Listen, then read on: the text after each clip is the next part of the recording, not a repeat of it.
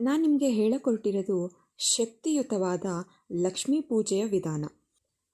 ಪೂಜೆಗೆ ಬೇಕಾದ ಸಾಮಾನುಗಳು: ಲಕ್ಷ್ಮೀದೇವಿಯ ಪ್ರತಿಮೆ ಅಥವಾ ಚಿತ್ರ, ಹಾಲು, ಕುಂಕುಮ, ಅರಿಶಿಣ, ಅಕ್ಷತೆ, ತಾಜಾ ಹೂವುಗಳು, ಧೂಪ, ದೀಪ, ಪೂಜಾ ತಟ್ಟೆ, ಕರ್ಪೂರ, ಬಾಳೆಹಣ್ಣು, ಕೊಬ್ಬರಿ, ಪಂಚಾಮೃತ, ದನಕ್ಕಾಗಿ ಹಾಗೂ ನಿಮ್ಮ ಹತ್ರ ನಿಮ್ಮ ಮನೇಲಿ ಎಷ್ಟು ದುಡ್ಡಿದೆಯೋ ಆ ದುಡ್ಡನ್ನ ಇಟ್ಟು ಪೂಜೆ ಮಾಡೋದಕ್ಕೆ ಹಣ. ಮೊದಲನೇದಾಗಿ ಸ್ಥಳ ಮತ್ತು ಪೂಜಾ ವ್ಯವಸ್ಥೆ. ಶುದ್ಧವಾದ ಸ್ಥಳವನ್ನು ಆರಿಸಿಕೊಳ್ಳಬೇಕು. ಲಕ್ಷ್ಮೀದೇವಿಯನ್ನು ಪೂಜಾ ಮಂಟಪದಲ್ಲಿ ಕೂರಿಸಬೇಕು. ಹಾಲಿನಿಂದ ಕಳಶವನ್ನು ತುಂಬಿ ಅದಕ್ಕೆ ಒಂದು ಬೆಳ್ಳಿ ನಾಣ್ಯವನ್ನು ಹಾಕಬೇಕು.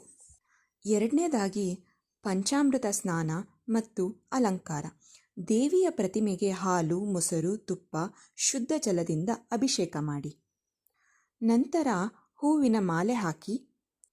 ಮೂರನೇದಾಗಿ ದೀಪ ಆರಾಧನೆ ಮತ್ತು ಧೂಪ ಹಚ್ಚಬೇಕು. ದೀಪ ಮತ್ತು ಕರ್ಪೂರದಿಂದ ಆರತಿ ಮಾಡಿ ಧೂಪ ಹಚ್ಚಿ. ನಾಲ್ಕನೇದಾಗಿ ಲಕ್ಷ್ಮೀ ಮಂತ್ರ ಜಪ ಮತ್ತು ಭಕ್ತಿಗೀತೆಗಳು.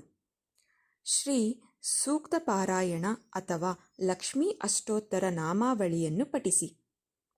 ಐದನೇದಾಗಿ ಹಣ ಮತ್ತು ಧನದ ಐಶ್ವರ್ಯಕ್ಕಾಗಿ ವಿಶೇಷ ಹಂತ ಇದು. ದೇವಿಯ ಮುಂದೆ ಹೊಸ ಹಣದ ನೋಟು ಅಥವಾ ಚಿನ್ನ ಇಡಿ. ಲಕ್ಷ್ಮೀದೇವಿಗೆ ನಾಣ್ಯಗಳನ್ನು ಅರ್ಪಿಸಿ. ಇದರಿಂದ ನಿಮ್ಮ ಹಣದ ಶಕ್ತಿ ಶುದ್ಧವಾಗುತ್ತದೆ. ಕುಬೇರ ಲಕ್ಷ್ಮಿ ಯೋಗಕ್ಕೆ ಲಕ್ಷ್ಮೀದೇವಿಯನ್ನು ಕರೆದು ಸಕಲ ಐಶ್ವರ್ಯ ಪ್ರಾರ್ಥಿಸಿ. ಆರನೇದಾಗಿ ನೈವೇದ್ಯ ಮತ್ತು ಹಾರತಿ. ಪಾಯಸ, ಸಿಹಿ, ಹೋಳಿಗೆ, ಹಣ್ಣುಗಳ ನೈವೇದ್ಯವನ್ನು ತಾಯಿ ಲಕ್ಷ್ಮೀದೇವಿಗೆ ಅರ್ಪಿಸಿ. ನಿಮ್ಮ ಮನೆಯವರೊಂದಿಗೆ ಪ್ರಸಾದವನ್ನು ಹಂಚಿಕೊಳ್ಳಿ. ಕೊನೆಗೆ ಪ್ರಾರ್ಥನೆ: ಲಕ್ಷ್ಮೀ ಅಷ್ಟಕಂ ಅಥವಾ ಶ್ರೀ ಸೂಕ್ತಂ ಪಠಿಸಿ. ಲಕ್ಷ್ಮೀದೇವಿಗೆ ನಮಸ್ಕಾರ ಮಾಡಿ ಕೃಪೆಗಾಗಿ ಬೇಡಿಕೊಳ್ಳಿ.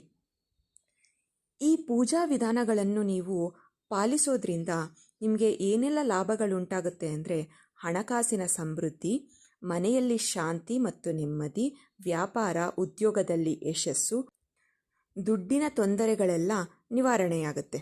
ಈ ಪೂಜೆಯನ್ನು ಪ್ರತಿಯೊಂದು ಶುಕ್ರವಾರ ಅಥವಾ ಪೌರ್ಣಮಿಯ ದಿನ ಮಾಡುವುದರಿಂದ ಐಶ್ವರ್ಯ ಲಭಿಸುತ್ತದೆ.